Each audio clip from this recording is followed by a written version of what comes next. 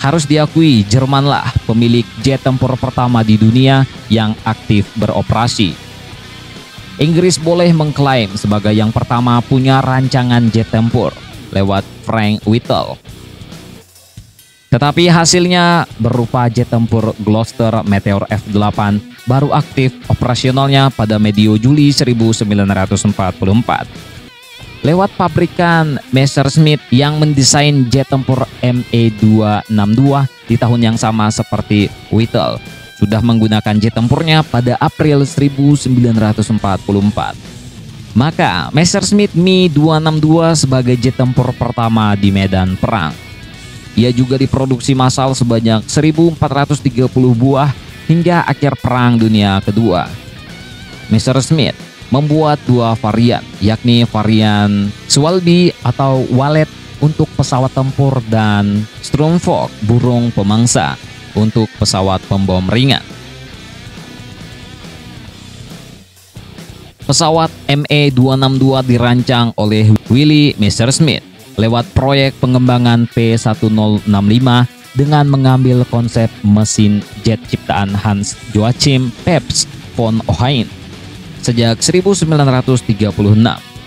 Sayangnya saat perang sudah bergejolak, Messerschmitt terkendala SDM dan bahan baku, mengingat mayoritas insinyurnya dikerahkan untuk produksi massal pesawat Bf-109 dan ME-209 atas perintah Reichsmarschall Hermann Göring. Dengan keterbatasan sumber daya manusia dan bahan baku, Messerschmitt perlahan bisa merampungkan proyek jet tempur berdimensi 10,6 meter kali 12,6 meter serta bobot 6.472 kg pada April 1941. ME-262 ini dipersenjatai 4 senapan mesin Mk108, 24 roket R4M, dan berkemampuan memuat 2 bom 250 kg. Saat tes flight pada Juli 1942, ME-262 yang ditenagai dua mesin turbojet Junkers Jumo 004B1 bisa mencapai kecepatan maksimum 900 km per jam dengan jarak terbang maksimum 1050 km. Hitler mulanya enggan memberi lampu hijau untuk produksi massalnya lantaran lebih menginginkan memperbanyak produksi pesawat pembom berat. Tetapi berkat bujukan Menteri Persenjataan dan Produksi Perang Albert Speer, Hitler mengizinkan produksi massal dan ME-262 aktif pada awal 1944. Sebagai permulaan, ME-262 ditempatkan di Jager Erprobungskommando atau EKDO atau Unit Pendidikan dan Percobaan Pimpinan Kapten Werner Thierfelder pada April 1944. Ketika ME-262 mengudara, tak satupun pesawat tempur sekutu yang masih bermesin populer mampu menandingi kecepatannya. Namun penggunaan ME-262 lebih banyak untuk menyerang balik pesawat-pesawat pembom sekutu yang kian intens, membombardir wilayah Jerman sejak awal 1945. Bukan untuk pertempuran antar pesawat tempur atau dogfight. Pesawat ini tak pernah dimaksudkan untuk menjadi dogfighter, melainkan sebagai penghancur pesawat-pesawat pembom. Tetapi kelemahan utama ME-262 tak punya rem tukik untuk membuat pilotnya menghindari tabrakan dengan pesawat pembom yang diserang. Ia harus sudah bermanuver menghindari dari jarak 200 meter.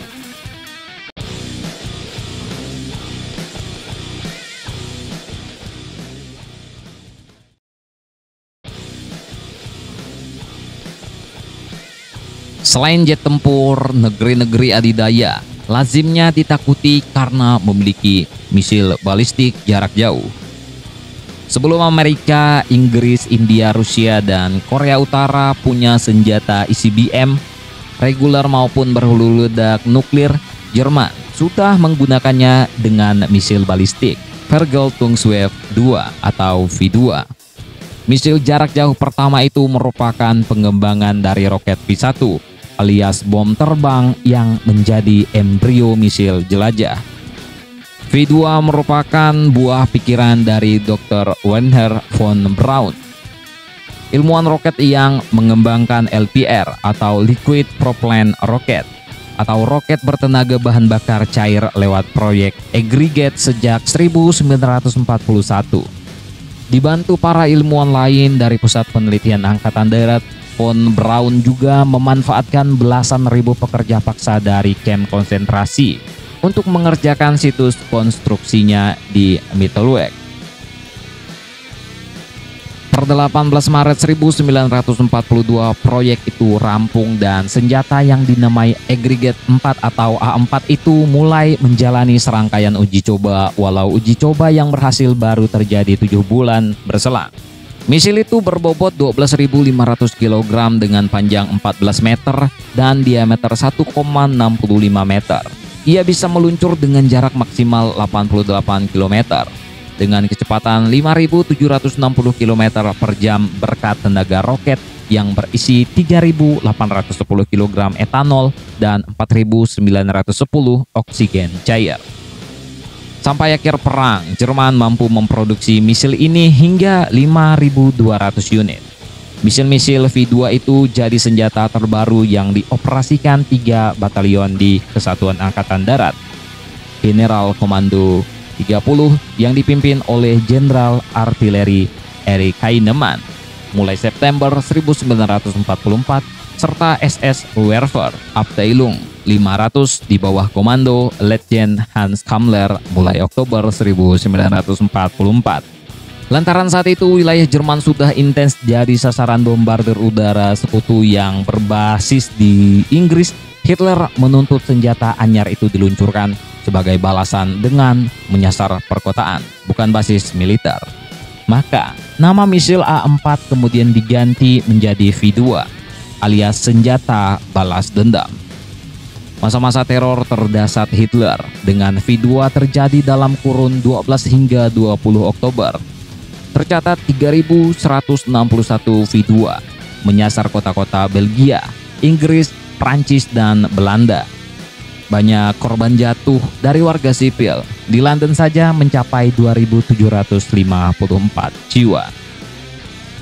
Warisan von Braun ini lalu dikembangkan dalam bentuk ICBM dan roket luar angkasa, mengingat von Braun direkrut NASA pasca perang.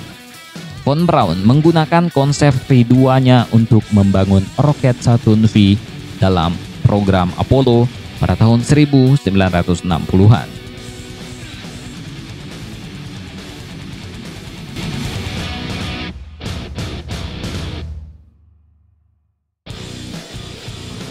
Di laut, Jerman sebagai sang jago perang perairan dengan menggunakan Unterseeboot atau U-boat juga punya alutsista canggih berupa tipe 21 Elektroboot. Ia adalah tipe kapal selam bertenaga listrik pertama dunia yang sukses beroperasi. Namun seperti halnya senapan STG-44, kemunculan kapal selam ini terlambat hingga akhir perang. Hanya 4 yang berhasil dibangun dan baru 2 yang bisa digunakan Kriegsmarine, yaitu U-2511 dan U-3008. Elektroboot tipe 21 ini baru dibangun mulai tahun 1943 oleh 3 manufaktur. Sebagai alternatif dari tenaga listrik yang menjadi penggerak utama kapal selam ini adalah diesel. Kombinasi ini umum digunakan dalam U-boat Jerman. Tipe 21 memiliki postur panjang 76,70 meter dan bobot 1.819 ton. Selain dilengkapi 2 mesin diesel dengan 6 silinder, tipe 21 ditenagai 2 mesin listrik Siemens Schuckert. Hasilnya selain punya kecepatan yang lebih laju, 15,6 knot di permukaan dan 17,2 knot saat menyelam, tipe 21 bisa melenggang di bawah kapal-kapal musuh dengan tidak terdeteksi sonar karena suara mesinnya lebih kalem ketimbang kapal selam Jerman bertenaga diesel. Tipe 21 bisa menyelam hingga 75 jam sebelum harus mengisi ulang baterai-baterai mesin listriknya. Ia juga bisa menyelam hingga kedalaman 240 meter. Standarnya, tipe 21 ini dipersenjatai 6 tabung torpedo diameter 21 inci dan 4 meriam C-30 diameter 0,79 inci di geladaknya dan diawaki 54 personil. Dari 4 tipe 21 yang diproduksi, baru 2 unit yang sempat bertugas. Kapal selam U-2511 yang dikapteni Koverten Kapitan Adalbert Sen baru sekali mencicipi tugas patroli sebagai bagian dari flotila ke-11 U-boat pada tanggal 3-6 Mei 1945. Pasca perang, ia diubah untuk dijadikan kapal selam penelitian bawah laut. Sementara U-3008 yang dipimpin Kapiten Lautnen Focus Klomer baru berlayar pada 3 Mei 1945 untuk tugas patroli. Tapi ia disergap kapal-kapal sekutu di hari yang sama. Ia dirampas dan diubah menjadi USS U-3008. Beberapa tahun setelah perang berakhir, cetak biru Elektroboot Jerman ini dicontek para pemenang perang seperti Amerika Serikat, Inggris, Uni Soviet, bahkan China, dan negeri netral Swedia kelas Hagen. Tentang ini, bagaimana menurut kalian, coy?